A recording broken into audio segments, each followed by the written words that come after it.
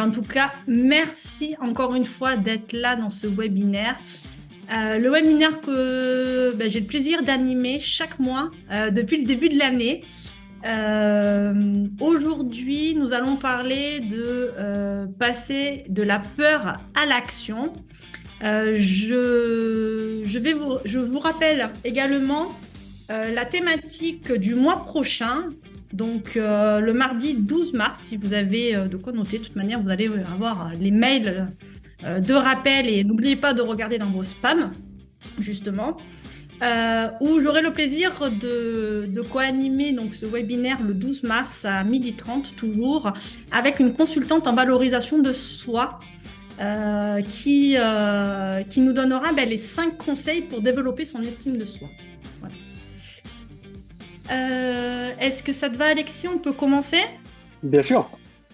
Allez, super. Écoutez, je vais me présenter pour ceux qui ne me connaissent pas encore, et ça va être redondant pour ceux qui me connaissent, mais je m'appelle Marjorie, j'habite à Toulon toujours, et je suis consultante en transition professionnelle. Et hop, Et j'aide donc les personnes qui sont un petit peu, comment dire, perdues dans leur voie professionnelle par le bilan de compétences, mais aussi par un accompagnement plus court en traitant des problématiques particulières pour passer et franchir le pas vers une reconversion ou tout simplement faire un petit décalage vers un métier qui correspond au mieux à la personne et on reprend conscience en fait de nos valeurs, des compétences qu'on a, des compétences qu'on peut développer et de tous les potentiels. Voilà, on va explorer tous les potentiels possibles et divers horizons. L'objectif étant donc de repartir avec des outils, des conseils et les clés en main pour un nouveau projet professionnel qui correspond à la personne et en toute confiance et en sérénité. Voilà, en résumé, je vais te laisser te présenter également, Alexis. Ça marche. Bonjour à tous. Alors moi, c'est Alexis Joanneau. J'habite Tours, pour ceux qui veulent savoir. Aujourd'hui, je suis coach et chef d'entreprise. Donc, je coach principalement des entrepreneurs sur la dimension stratégique, euh, mindset, jusqu'aux héritages transgénérationnels. C'est une petite patte que j'ai. Un gros développement personnel. Mais je suis aussi quelqu'un qui s'est reconverti.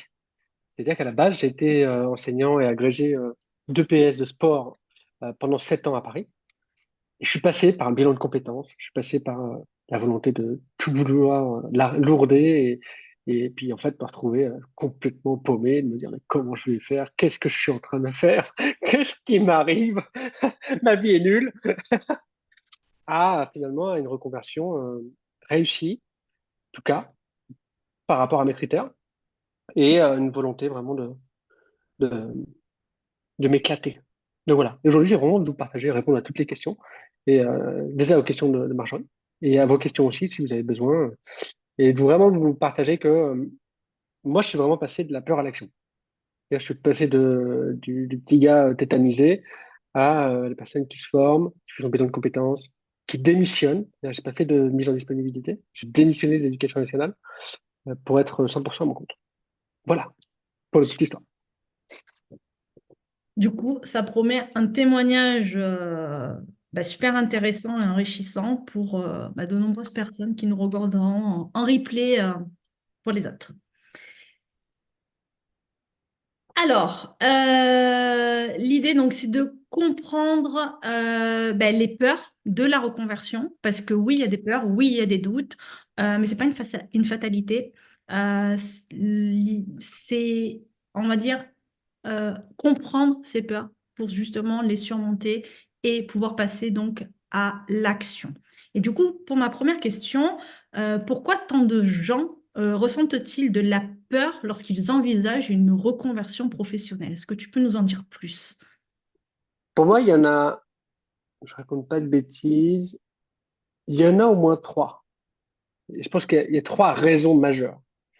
Et il y en a qui vont vous paraître un petit peu plus légères que d'autres. Alors, la première vraie, l'une des raisons majeures, c'est financière. Qu'est-ce qu'on va faire? Comment? Et c'est une vraie question, c'est comment on va en vivre? Si par exemple on se reconvertit dans un entrepreneuriat, si on se reconvertit dans un autre domaine, bah, du coup, ça va prendre combien de temps? Si je dois me former, du coup, peut-être que je peux pas me former et avoir mon travail à côté. C'est vraiment une peur financière de se dire, ah, mais du coup, qu'est-ce qui va se passer si? Et l'inconvénient du si, c'est que ça ouvre dans votre esprit tout ce qu'on peut imaginer, mais il n'y a que 5% qui peut se passer. Donc ça, c'est la première raison, c'est ça. C'est-à-dire, OK, est-ce que je vais avoir peut-être le même niveau de salaire? Combien de temps ça va prendre pour me retrouver un autre job? Et sur ceux qui se lancent dans des métiers d'indépendant ou de chef d'entreprise, oh, c'est en combien de temps ça va revenir? Parce qu'on sait que lancer une activité d'indépendant ou de chef d'entreprise, Mm. on ne sait pas comment le marché va réagir. Ça, c'est la première raison. Et pour moi, c'est pas la plus importante. Parce que si on regarde bien, il y en a quand même beaucoup qui ont des économies ou la possibilité d'avoir des aides, que ce soit avec Pôle emploi ou autre, rupture conventionnelle, tout ce que vous voulez. Et en fait, bah, c'est vraiment une raison majeure, mais qui n'explique pas tout. Pour moi, la raison la plus difficile, et ça a été plutôt mon cas, c'est qu'est-ce que vont en dire les autres. Mm. C'est-à-dire quelle image on va renvoyer aux autres lorsqu'on va se reconvertir. Parce que la reconversion n'est pas forcément très très bien vue parce qu'on a l'impression de passer pour instable. En tout cas, c'est comme ça que je l'ai vécu. Enfin, pour la petite anecdote, moi, je suis passé quand même d'un poste où j'étais agrégé d'éducation physique dans Paris et j'avais été une très très bonne place, très très bon salaire. Imaginez pour ma famille, fonctionnaire, agrégé, très bon salaire. À l'âge de 25 ans, j'ai été déjà très très bien placé. C'était très très mal vu. Et du coup, j'avais du mal avec le regard des autres. Donc ça, c'est une vraie raison. Mm. Qu'est-ce qu'on va en penser les autres? Qu'est-ce que j'ai à perdre en fait Exactement. par rapport à ça? Parce que du coup, on peut perdre des amis, on peut perdre nos proches, non, mais on peut avoir un regard critique de la part de nos proches. Il ne faut pas croire, nos proches, ils ont peur. Ils ont peur pour nous. Donc, c'est extrêmement difficile par rapport à ça. Donc, côté Et, financier, vas-y. ouais, et jusqu'en même des situations conflictuelles, même avec nos proches, parce que nos parents ont peur pour nous, effectivement, et ils comprennent pas. J'ai- La dernière raison, pour moi, c'est la peur de l'échec. Ouais. C'est-à-dire de se dire, et si ça fonctionne pas, qu'est-ce que j'ai fait? J'ai mis en difficulté mon couple, j'ai mis en difficulté ma famille, euh, j'ai dit à tout le monde que j'allais réussir et c'est pas le cas. Donc, dans ces cas-là, c'est la peur de l'échec. Moi, s'il y a un truc que j'ai appris là-dessus, c'est que s'il y a échec, c'est qu'il y a 10 fois mieux derrière. Et c'est pas. La question, c'est que les gens ils vont se dire, ouais, du coup, mais je vais voir l'échec comme quoi j'ai pas réussi ma reconversion. Bah, peut-être parce que c'était pas ça. Peut-être parce que c'était d'ouvrir à une autre voie et que tu t'autorises soit à voir la vie autrement, soit à voir ton job autrement, à faire autre chose. Donc, c'est vraiment une peur de l'échec qui se dit, mais du coup, qu'est-ce qui se passe si j'échoue? Parce que les gens prennent l'échec comme quelque chose de définitif. Et c'est vraiment dans l'esprit humain, c'est comme ça, d'accord? On va vraiment sur la partie primitive du cerveau qui dit, du coup, il y a risque de mort. Non, s'il y a échec, il n'y a pas de risque de mort. Vous allez chercher un autre boulot qui ne va pas vous plaire, mais pour vous garantir, vous allez retrouver du travail. Et c'est vraiment cette peur de l'échec qui va venir animer là. C'est ces trois raisons-là majeures qui font que on ne va pas forcément oser. Voilà. Je vais m'arrêter là parce que sinon après j'allais dire d'autres trucs, mais peut-être que ça va dans les questions. Et du coup, forcément, il y a des obstacles psychologiques qui peuvent empêcher souvent des personnes à passer à l'action. Est-ce que ça, tu peux nous en dire deux mots? Ouais. Euh, En fait, il y a une projection de ce qui va se passer chez chacun d'entre nous. Et il y a une projection qui, des fois, on ne veut pas voir. C'est-à-dire qu'il y a des choses, psychologiquement, on ne veut pas se voir échouer. Parce qu'échouer, c'est pas bien. En même temps, on le dit bien à l'école. Je sais de vous dire, mais euh, une mauvaise note, c'est pas bien. Mais si, en fait, on transpose le truc et psychologiquement, on se dit, ah, finalement, l'échec, c'est juste un résultat. Et par exemple, quand on a deux en maths, c'est pas qu'on n'est pas bon en maths, c'est qu'on n'a pas compris comment ça fonctionnait. Et qu'on ne dit pas que c'est un échec, mais c'est juste que il faut que je revoie le problème autrement. C'est comme ça que l'échec, l'idée, on le laisse couler, qu'on l'accueille d'une autre manière. Donc, il y a déjà un biais psychologique qui est l'échec, c'est mal. Euh, je peux vous garantir un truc. Il y a un exemple que je veux vous donner. Vous avez tous été en couple un jour dans votre vie. En tout cas, je vous le souhaite.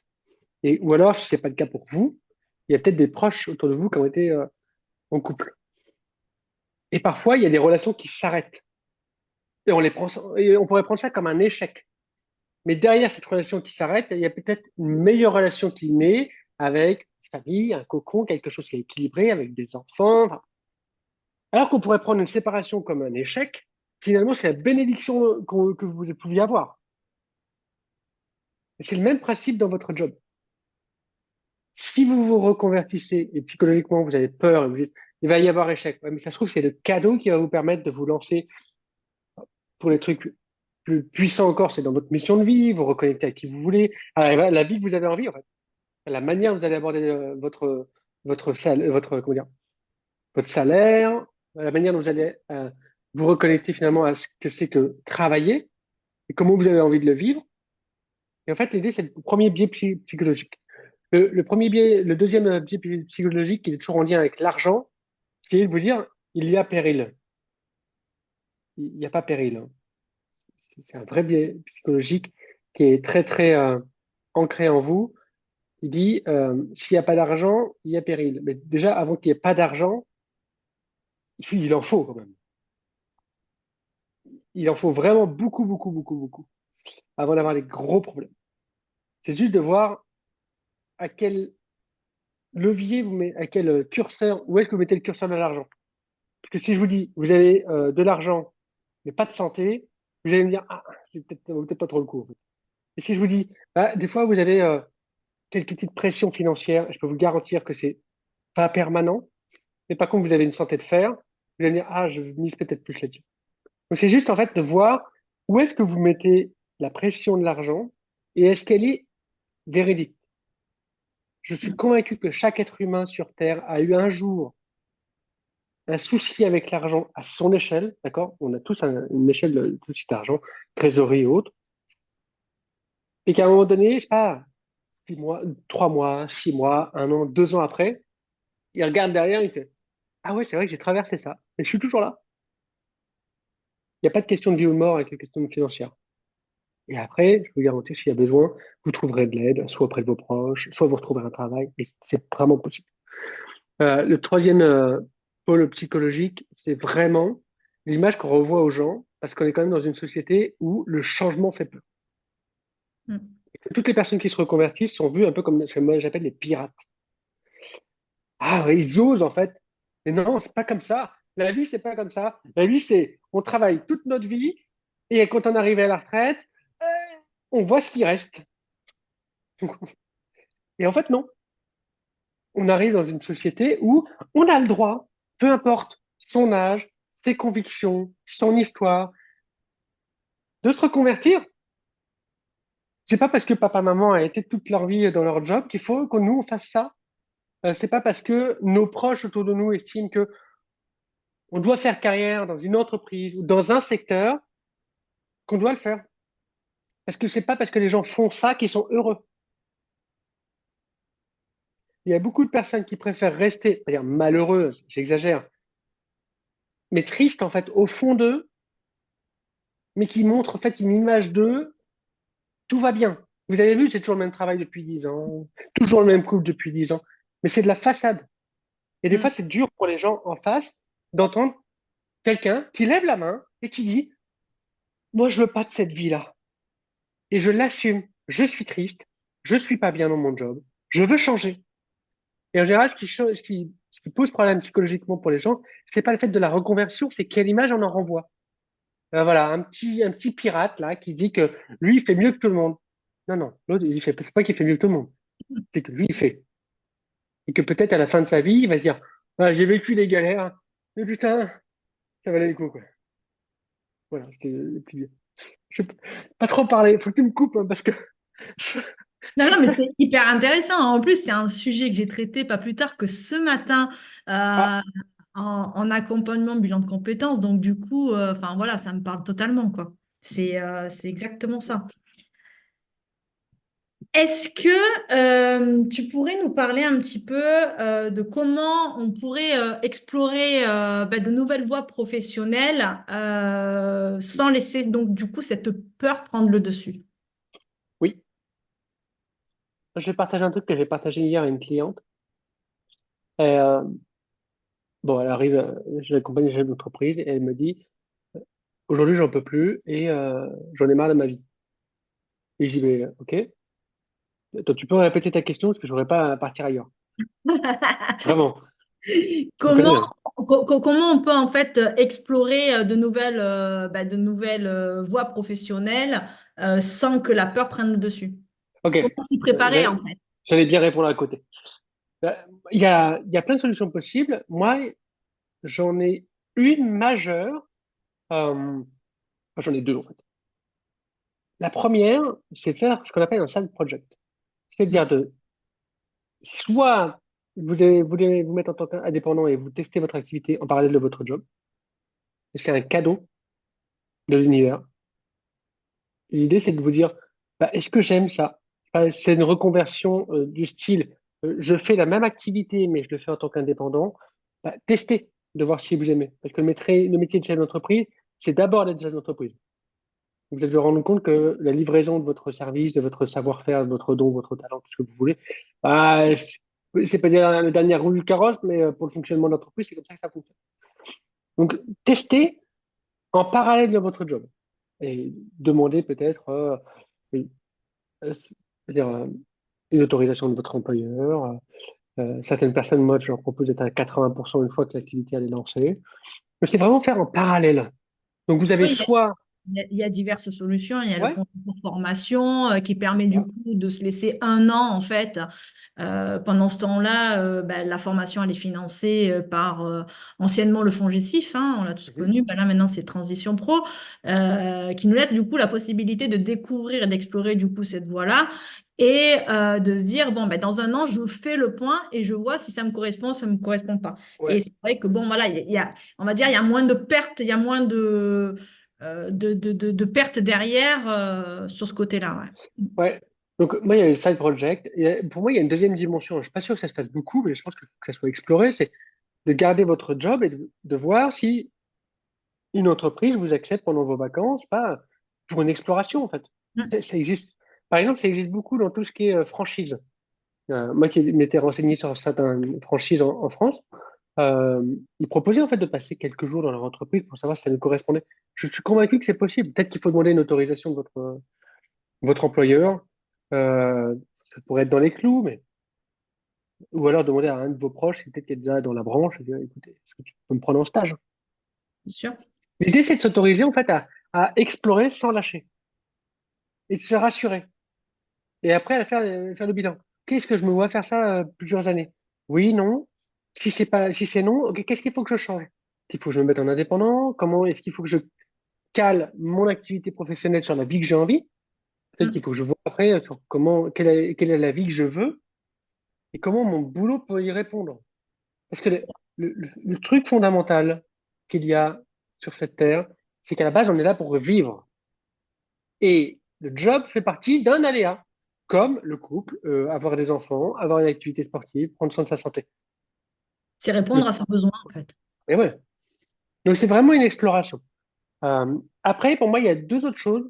Enfin, il y a un autre truc, c'est pour préparer sa reconversion et de façon et lâcher la peur, ben, c'est de créer et d'investir. Ça, c'est un autre modèle, hein, c'est d'investir dans des. Moi, j'investis dans l'immobilier, hein, pour tout ce qui est crypto, bourse et autres, c'est autre chose. D'investir dans ce qu'on appelle des actifs qui vont vous permettre d'avoir une rentrée d'argent qui va vous permettre de vous sentir un peu plus à l'aise. Et ça vous fait rentrer surtout, alors moi je parle beaucoup d'entrepreneuriat, mais dans une dynamique totalement différente du côté salarié. Et ça vous permet de jouir de votre salaire, d'investir, c'est ce qu'on appelle lever de la dette, lever des fonds. On en voit de plus en plus parler un peu partout sur les réseaux, sur la télé, là-dessus. Lever de l'argent pour acheter des choses que vous mettrez en location qui vont vous permettre d'avoir une rentrée d'argent. Peut-être pas besoin de devenir un investisseur au point d'avoir une rentrée d'argent de dingue et que vous allez devenir rentier et tranquille. Mais juste, en fait, vous avez déjà un matelas et vous avez deux matelas. Le matelas qui est ce qui rentre chaque mois qui vous reste dans la poche. Deuxième matelas, c'est l'investissement euh, matériel qui, à force de rembourser, si vous revendez, vous avez un deuxième matelas. Et c'est une solution pour après envisager les choses, bah, de lâcher, de vous dire voilà, je suis tranquille, je peux partir tranquillement. C'est vraiment les trois choses que je vous propose. Et le side project, pour moi, c'est le truc le plus intéressant. Moi, je l'ai vécu comme ça, hein. J'ai fait un bilan de compétences. Je, je savais que je voulais être chef d'entreprise et que c'était vraiment mon truc. Et après, je me suis formé au coaching. Je me suis dit, est-ce que c'est vraiment pour moi? Après, j'ai commencé à coacher. C'était pas forcément le truc le plus terrible pour moi au début, hein. Mais après, moi, j'étais déjà à mi-temps, en fait. J'avais pris à mi-temps. J'ai dit, ben voilà, j'ai un très bon salaire, donc je peux me mettre à mi-temps, ça a fonctionné. Du coup, après, j'ai lancé mon activité et bon, après, j'ai pris la décision. Moi, je suis un peu bourrin, donc j'ai pris la décision de démissionner. Mais j'aurais pu très bien faire un autre moyen. Mais j'y suis allé crescendo, en fait. Ouais, Ce qui m'a permis, en fait, de me sentir plus à l'aise et de ne pas partir en ayant une peur extrême. Voilà. tout à fait. Et justement, selon toi, quels sont les signes qui indiquent que quelqu'un est prêt à passer à l'action?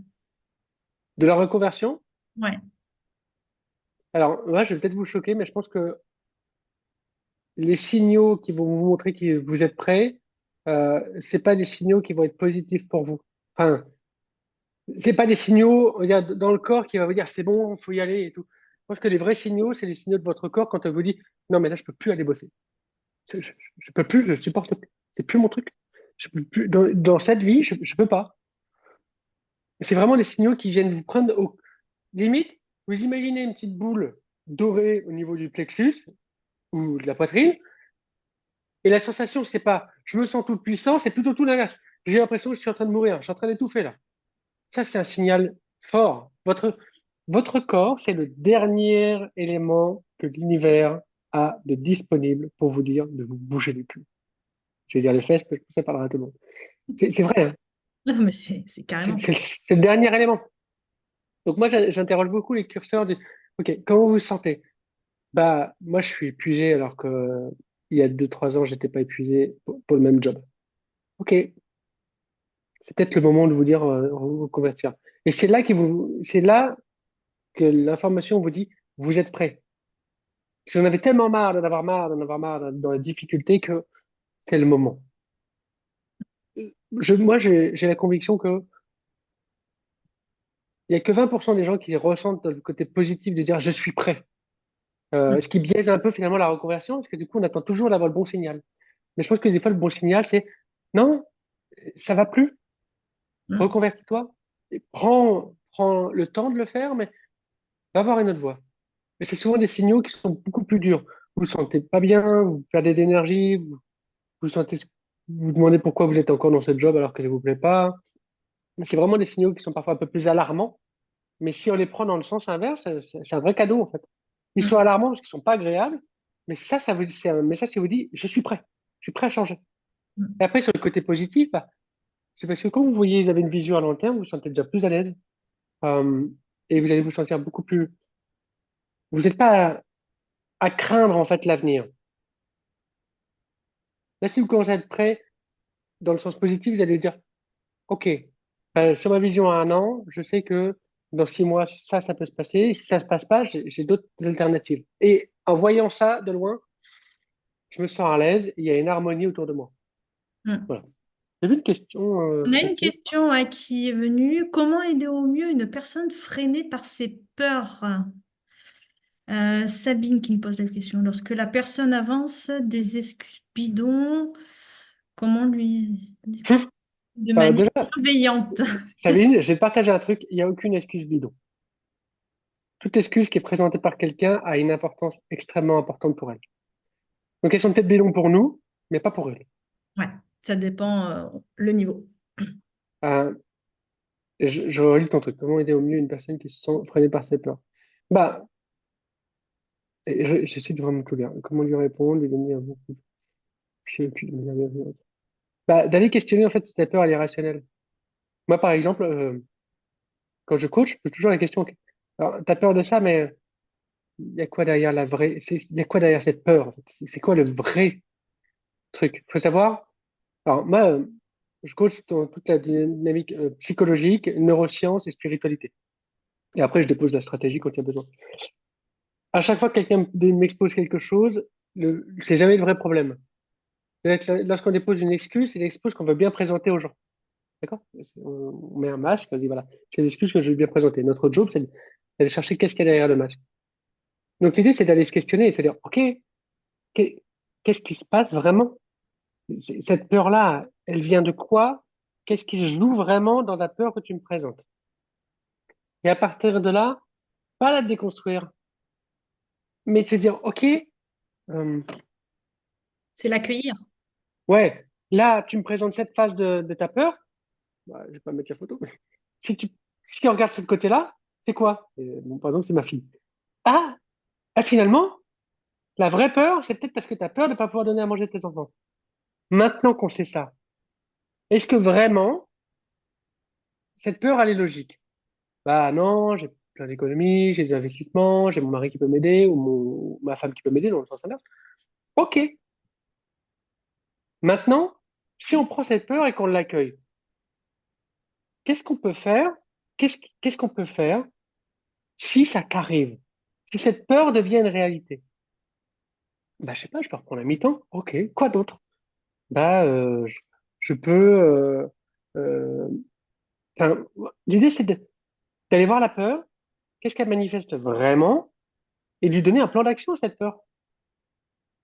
Je ne sais pas si ça va fonctionner, parce que moi, là, c'est vraiment du coaching pur. Donc, l'idée, c'est que, sauf faudrait que je vous fasse un cours sur le coaching, mais vraiment, en fait, vous résolvez 95% du problème en faisant deux choses. En ayant une écoute active, non Mm. jugeante. Tout ce qu'on vous dit est important pour la personne. Deuxième truc, c'est de poser des questions. Des questions majoritairement ouvertes pour permettre à l'esprit, c'est-à-dire à l'inconscient de la personne, au subconscient, de donner le message et d'avoir un message. Et surtout, s'il y a quelqu'un qui dit, ouais, je pense à un truc, mais je pense pas. Donne-le-moi, c'est le truc le plus important. Mm. Et vraiment, s'il y a des peurs ou des excuses bidons, ok, quelle est cette excuse? Qu'est-ce qu'elle veut dire? Et elle a forcément un intérêt pour ces gens-là. On a une autre question. Est-ce qu'on Là, a répondu à ta question, Sabine? Ouais, ok, super. Nadège, peut-on se servir de la peur et de la lassitude pour se donner un élan, un changement? Alors, si tu parles pour toi, oui. Moi, il y a un truc qui m'est venu en tête. C'est au moment où tu as plus peur de rester dans ta situation de merde plutôt qu'à d'aller tester quelque chose de nouveau, là, tu dois t'en servir. Si par contre, tu as peur d'aller visiter quelque chose, enfin, une nouvelle voie ou autre, questionne-la vraiment et te dire, OK, est-ce que cette peur-là, c'est un indicateur comme quoi je suis en train de faire fausse route? Non pas dans la reconversion, mais peut-être dans le domaine. Ou est-ce que cette peur-là, c'est juste parce que je vais vraiment dans quelque chose qui me tient à cœur, que je peux me dire, putain, pourquoi je l'ai fait si tard? Il y a des gens qui ont peur de ça, hein. Mm. Il y a des, il y a des peurs, des gens qui ont peur de se reconvertir parce qu'ils ont peur de se rendre compte qu'ils ont perdu 10 ans de leur vie. Questionnez votre peur. Est-ce que c'est une peur qui vous dit, ah putain, si j'avais su, je l'aurais fait plus tôt. Moi, c'est ce que je me dis, hein. J'ai- Je suis quelqu'un d'assez euh, ancré pour me dire tout ce que j'ai vécu était important en fait. Ça m'a permis d'en être là aujourd'hui. Mais il y a des Ouais. moments où je me dis, putain, franchement, j'aurais dû me lancer dans l'entrepreneuriat, dans le coaching il y a 10 ans. T'étais peut-être pas prêt. C'était peut-être pas le moment. Non, c'est juste que c'était parfait pour moi. Voilà. Que je pourrais peut-être pas être aussi bon aujourd'hui et d'avoir une vision aussi grande aujourd'hui, de me permettre tout ça et d'avoir une conjointe, une fille, des investissements si j'avais pas eu tout ça. Ma vie serait pas ce que j'ai aujourd'hui si j'avais démissionné plus tôt. C'est-à-dire que Mm. j'aurais pas ma fille, j'aurais pas ma conjointe, j'aurais pas des investissements, j'aurais pas une relation que j'ai avec mon père en ce moment. Enfin, voilà, c'est plein de trucs. Mm. Tout est un cadeau. À vous de savoir si vous voulez le saisir comme un cadeau ou comme une emmerde. Mais dans les deux cas, c'est vous qui avez le choix. Donc, faites le choix qui vous avantage. Voilà. Je sais pas si j'ai répondu à ta question là. On a une question, Leïla. Est-ce que tu dirais que le fait de ne pas être en cohérence avec ses valeurs dans notre job peut nous amener à franchir le pas? Radicalement, oui. Oui. Marjorie, tu peux répondre, mais Allez, je pense surtout que que j'ai fait.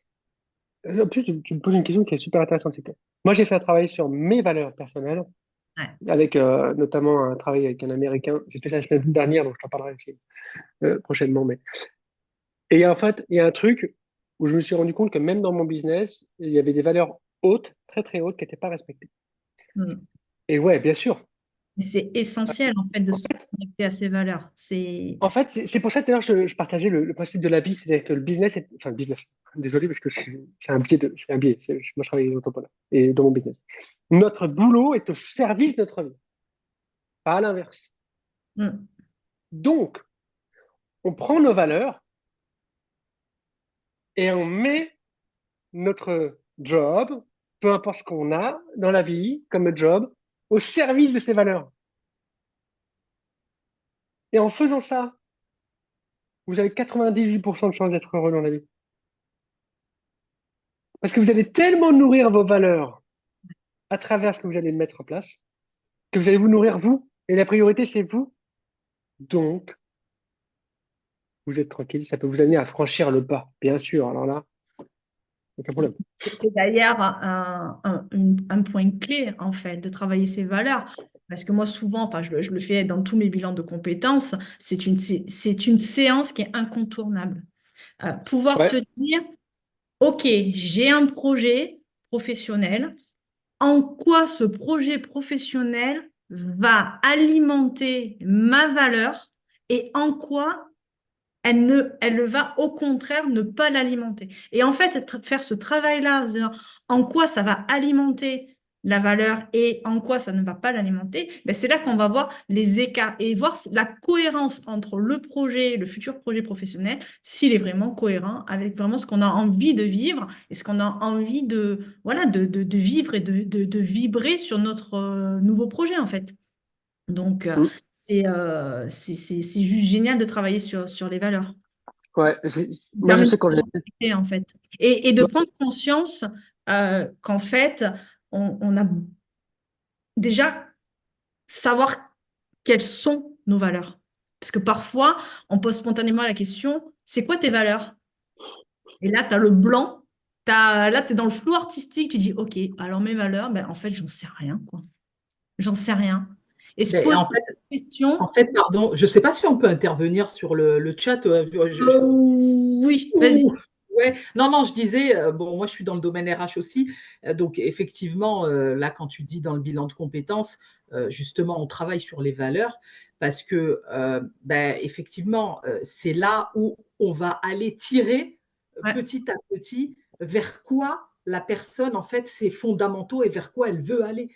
non, Voilà. Enfin, exactement. et c'est pour ça que je posais cette question-là. Bon, moi, pour avoir fait un bilan là tout récemment, moi personnellement, hein, pour moi personnellement, ben, c'est clair que, comme tu dis, bon, des fois, quand on nous pose la question, bon, c'est quoi tes valeurs? On sait, bien sûr, on sait pourquoi on est dans notre métier, etc. Mais quand on est en confront, enfin, entre guillemets, on n'est plus forcément aligné par rapport à ce qu'on a connu à une certaine époque et Ouais. aujourd'hui, ben, forcément, ça, voilà, on se questionne.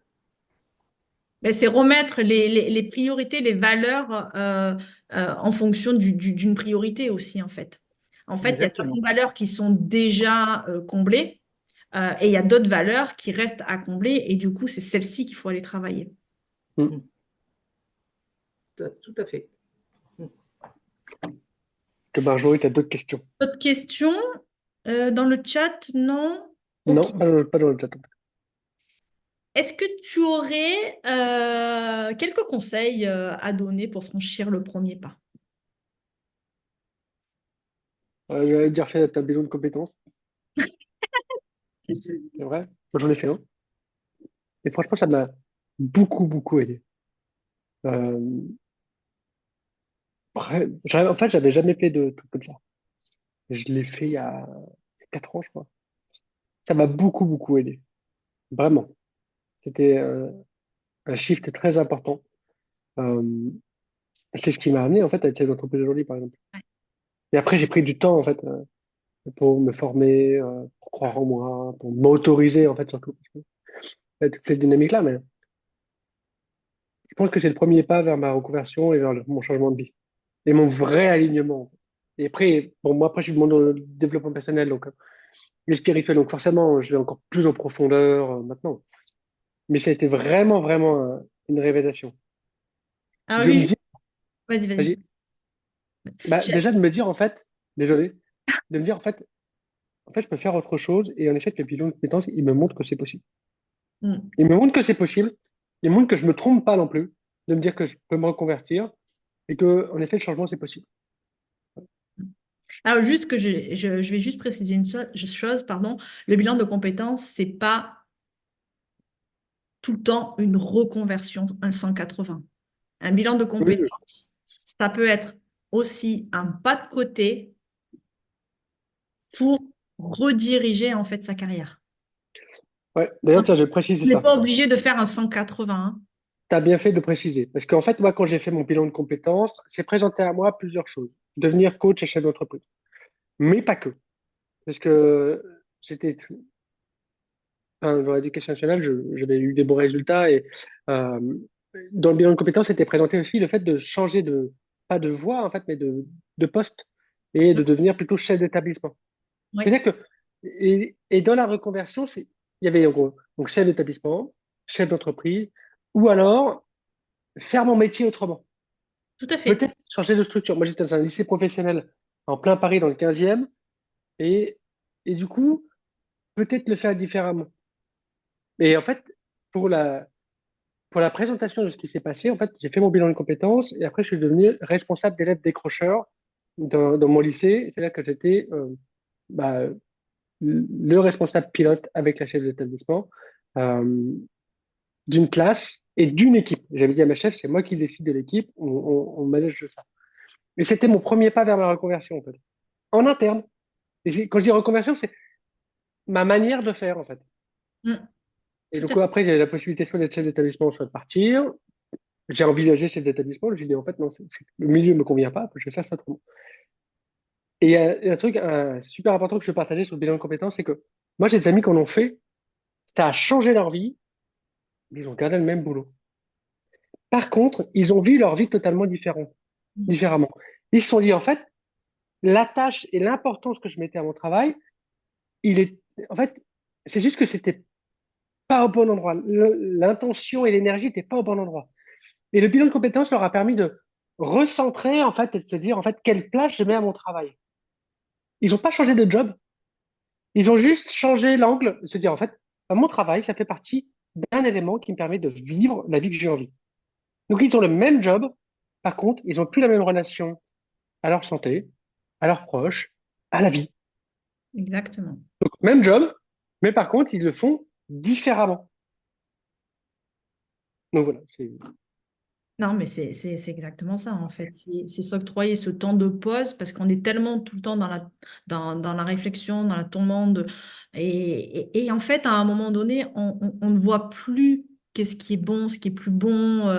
On est, enfin voilà. Et à un moment donné, s'octroyer ce temps de pause, cette prise de recul, et effectivement, en fait, être au-dessus, prendre conscience des choses peut permettre effectivement de prendre une nouvelle direction tout en restant même dans le job.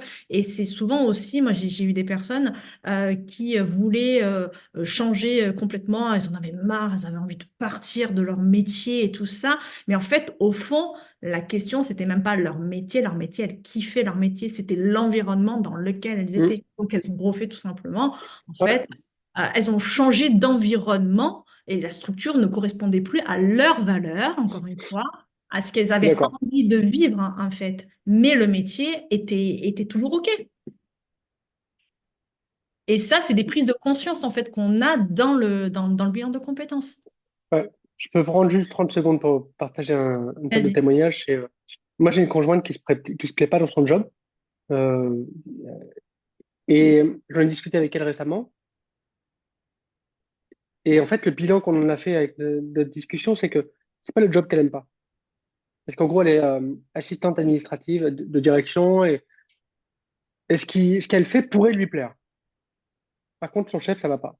Son chef, le patron, ça va pas du tout, du tout, du tout, du tout, du tout, du tout. Et en fait, du coup, c'est pas le job parce que je lui ai dit, bah, du coup, il faudrait partir à faire autre chose, lancer ta boîte et tout. Mais du non, en fait, là, tu vois, lancer ma boîte, ça me tente pas tout de suite. C'est juste le patron. Oui, en effet, il est un peu corsé. Mais je suis sûr que si on prend ma femme et on la met dans Dans une une autre, autre structure. beaucoup plus alignée, où il y a beaucoup plus de bien-être et tout, et qu'elle y Exactement. trouve son compte, aucun problème. Mais Mm. des fois, c'est juste de voir, en fait, et de s'autoriser d'avoir un œil extérieur de quelqu'un qui vous dit, mais en fait, il faut juste changer de boîte. Et de C'est ça. s'autoriser que un bilan de compétences, c'est pas forcément se reconvertir. C'est trouver quelque chose qui vous permet d'être mieux dans votre vie. Des fois, c'est la reconversion. Des fois, c'est le changement de poste. Et des fois, c'est juste un changement de boîte. Mm. Voilà. Tout est Je suis dit, très bavard. d'ailleurs. On va continuer, si tu veux bien? Ouais. Alors, j'avais une question. Alors, bon, il y a certaines questions que du coup, on a répondu plus ou moins, mais une question qui me paraît importante, je pense, pour tout le monde, c'est de savoir comment gérer ses émotions, justement. On peut passer par diverses émotions et comment les... Est-ce que tu aurais des conseils pour savoir comment les gérer? Respirer, respirer, respirer. En fait, une émotion, faut que ça soit court. Oui, je sais que là, je te lance sur un Non, sujet qui te passionne. Donc, du voilà. Moi, coup, je suis fasciné par ça. Donc, en fait, répète-moi ta question pour que je sois le plus succinct. euh, est-ce que tu aurais un conseil pour gérer au mieux les émotions qu'on peut avoir face à ces changements, à ces doutes, à ces incertitudes, que ce soit financière, que ce Ok. soit la peur, du regard des autres, voilà. On a des émotions qui peuvent venir, des émotions qui sont voilà, désagréables, hein. Tristesse, frustration, colère, enfin bon, bref, toutes sortes d'émotions. Comment, selon toi, on pourrait les gérer au Ok. mieux? Alors, je vais vous partager deux choses pratico-pratiques. Même si c'est vrai qu'ils vont dire que c'est peut-être un peu perché, mais je peux vous dire que c'est ancré dans la matière. Premier truc pour gérer vos émotions, respirez. Si à un moment donné vous vous sentez débordé, c'est qu'à un moment donné, il y a quelque chose qui, dans votre corps, est en excès, notamment ici. C'est-à-dire que votre mode de pensée vient de s'emballer, d'accord? C'est comme, comment je vais vous dire ça? C'est comme un bébé qui, à un moment donné, a tellement mal qu'il se court partout. Donc, premier truc, allez voir sur YouTube ou autre chose. Faites de la cohérence cardiaque. Parce que, à la base, l'émotion entraîne en fait une sorte de suranimation. Donc, ou alors vous le faites vous-même. Vous inspirez, vous expirez sur un temps donné. Comptez pas 5 secondes, 5 secondes. Pourquoi? Parce que plus ça va apaiser, plus vous allez respirer, plus vous allez avoir de l'oxygène, et plus vous allez avoir de l'oxygène, plus vous allez pouvoir vous libérer des trucs. Et déjà vous rendre compte que, eh ben, alors que je croyais que j'allais mourir, eh ben, je suis pas mort. Petite blague pour ça. Respirez et prenez le temps, même au travail, ok? Et des fois, les gens ne se rendent pas compte, mais ils sont en train de discuter avec nous et nous, là, on est là. Des fois, tu es en apnée. Ouais, respirez. Deuxième chose, accueillez cette putain d'émotion. Parce que c'est un message extrêmement fort. La peur, l'anxiété, au même titre que la joie. Accueillez-la et posez-lui la question, c'est quoi le message que tu veux me faire passer? Et déjà, si vous me faites ça, je peux vous garantir que vous allez voir les réponses et vous allez vous dire, ah mais j'ai peur pour ça, ok. Mais en fait, c'est rien. Donc, respirez et accueillez. C'est-à-dire, accueillez l'émotion comme un message et posez-lui la question, c'est quoi la suite du message? Parce que l'émotion, c'est un niveau d'alerte. L'idée, c'est, OK, si je prends de la hauteur, c'est quoi le message de cette émotion-là? Il y a des fois, je, je prends un exemple en 30 secondes. Oui, il y a des fois, il y a des messages, pas de stress, mais je sens que il y a des tensions, notamment quand mon agenda, il se remplit. Et en fait, longtemps, j'ai cru que c'était parce que mon agenda était trop rempli. Non, le vrai message, c'est Alexis, bouge-toi le cul. Et lorsque tu as des rendez-vous, ça doit durer une demi-heure. Au bout d'une demi-heure, tu dis stop, c'est fini. Et au début du rendez-vous, Ça doit durer 45 minutes. oui. Et au début du rendez-vous, tu dis bien aux gens, est-ce que vous avez bien une demi-heure devant vous? Franchement, j'ai une semaine qui est ultra chargée cette semaine. J'ai fait ça depuis le début de la journée. Et même hier, je disais à tout le monde, OK, t'as bien 2 heures devant toi. pour le coaching. OK. J'ai eu un rendez-vous avant avec une personne. Je dis, tu as bien une demi-heure devant toi. Et en fait, moi, l'émotion, elle a baissé parce que je me suis rendu compte que le message de l'émotion, c'était, Alexis, putain, dans ton agenda, tu respectes les deadlines. Point barre. Tu respectes ton truc. C'est pas que ton agenda est super rempli, c'est que quand tu as un rendez-vous une demi-heure, ça te dérange pas de donner 45 minutes. Mais ça décale tout derrière. Mm. Donc, respecte ça. Donc, respirez et accueillez votre émotion comme un petit message. Euh, Imaginez un petit ange gardien sur l'épaule qui dit, j'ai un truc pour toi, écoute bien, ça va te faire marrer. Et laissez couler. Voilà. J'espère que ça pourra vous aider. J'ai une super question pour toi. Oui. Qu'est-ce que tu as envie de dire à à ce nouvel Alexis aujourd'hui? Ah, merci de l'avoir fait. Sincèrement, moi, je suis reconverti, 100% reconverti depuis 2022. Septembre 2022, j'ai démissionné. Et je dirais merci. Et c'est pas pour autant que ça a été simple. Parce que moi, j'ai eu une année 2023 qui a été très, très chaotique sur différents plans, notamment d'un point de vue du business, et je ferai ma place et tout. Franchement, je dirais merci. Et je dirais, putain, merci d'avoir fait ça, quoi. Et même si c'était difficile dans la reconversion et tout, merci d'avoir fait comme ça. Et des fois, j'ai l'impression que ça n'est pas assez vite, en fait. Merci d'avoir fait. En fait, ma reconversion, après, j'ai des grosses ambitions, mais ça n'est pas là pour n'importe qui. C'est le plus beau cadeau que j'ai pu me faire.